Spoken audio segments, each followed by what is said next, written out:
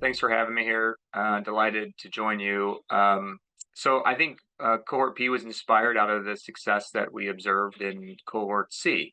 So recall BOND-003 is a single-arm open-label trial studying Cretostimogene, grenadenorepvec monotherapy in patients with BCG-unresponsive non-muscle-invasive bladder cancer, and these are patients that meet that classic definition of unresponsive CIS. So the inspiration for Cohort P really was born out of the excellent response rates that we were observing in Cohort C, which I'll just remind your viewers that that all that data was presented at the SUO in December, and top-line data showed pretty good responsiveness, 75% at any time point. And then that durability piece was key as well, with the 27-month and counting median duration of survival. So we know the drug has activity in the BCG-unresponsive CIS space. The question under study for Cohort P is whether that same activity is observed in papillary-only patients. And so these are essentially the same definitions for BCG unresponsiveness, but these are patients that do not have any evidence of CIS on their pathology. They just have a papillary lesion that's high grade and unresponsive. It is a single arm trial, so the FDA has been pretty clear in their guidance so far that single arm trials would require, or papillary only studies would require randomization to determine treatment effect. So this is not, Cohort P is not does not have registrational aims. It does not, the CG is not going to the FDA and requesting approval for use in papillary only patients. But the idea, the inspiration behind Cohort P really is to provide the urologic oncology community data to use in guiding treatment decisions, potentially off-label in the future, if Cretostimogene does receive approval for the CIS population. And this is something that is being done for other drugs in this space as well. So I think in a nutshell, that's kind of the inspiration.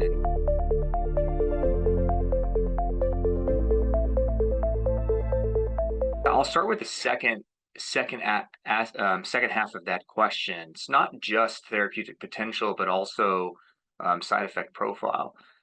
So the mechanism of action is why we think the drug is so effective in this space, as well as so well tolerated. And that's because, as you pointed out, Cretostimogene exploits the biology of RB pathway deficient tumor cells. And it can be not just deletions in RB itself, but it can be any pathway regulator upstream or downstream that silences RB. That leads to the E2F transcription factor being unbound to RB, and then transcribing the essential viral genes in Cretostimogene that leads to its replication. So in RB pathway deficient tumor cells, the virus replicates, it directly kills those cells, and then viral progeny is released. The tumor microenvironment is enriched with tumor antigens, viral antigens, as well as GM-CSF, which is a transgene that's in the virus as well. And all of that leads to direct tumor toxicity and also an immunotherapy effect from the GM-CSF and the viral antigens and tumor antigen release as well. So there's kind of a tool, like a 1-2 punch component to the mechanism of action, but none of that happens in cells where RB pathway is intact. So theoretically, all of the normal urothelium is not affected by the replication of Cretostimogene.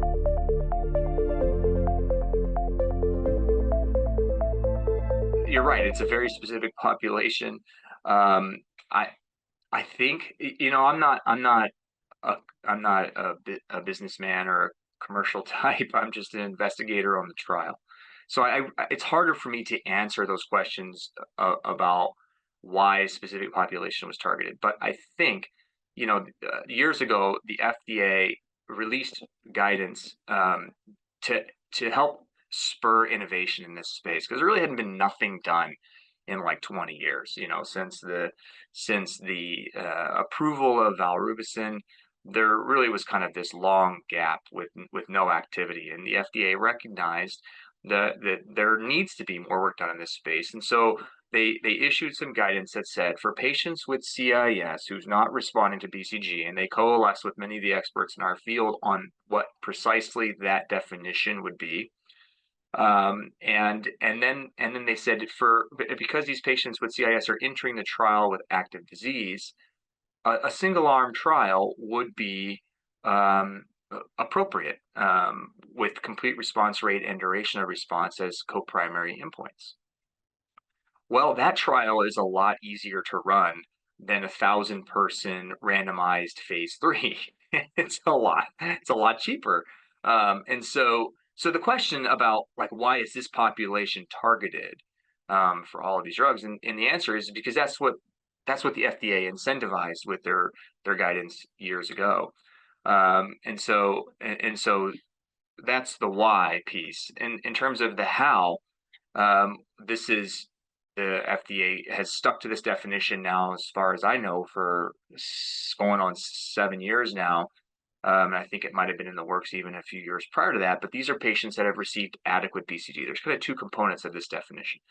It's the amount of BCG they receive, but it's also the pattern of recurrence as it relates to the receipt of that BCG. So adequate BCG is defined as at least 5 of 6 of an induction course, plus 2 of 3 or 2 of 6 repeat maintenance or induction courses.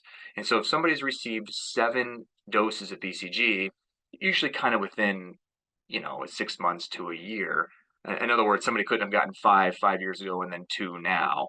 But if they've gotten it within 6 to 12 months, and each of the protocols vary a little bit on that, and then they recur with CIS within a year or papillary disease within 6 months, then they would qualify as unresponsive. You can also get in with just 5 of 6 induction BCG if you have a T1 recurrence immediately after induction.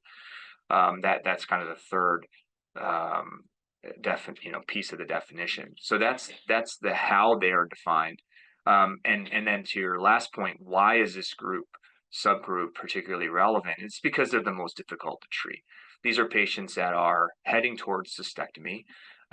Historically, that's what we would do. I'll just tell you parenthetically that the cystectomy volume in my practice is going down. It's palpable, and that's a good thing. I'm actually very happy about that. And so I think that's because a lot of these patients, the appropriate ones, are being funneled to the trials to try to save their bladder without and their life without having to remove their bladder.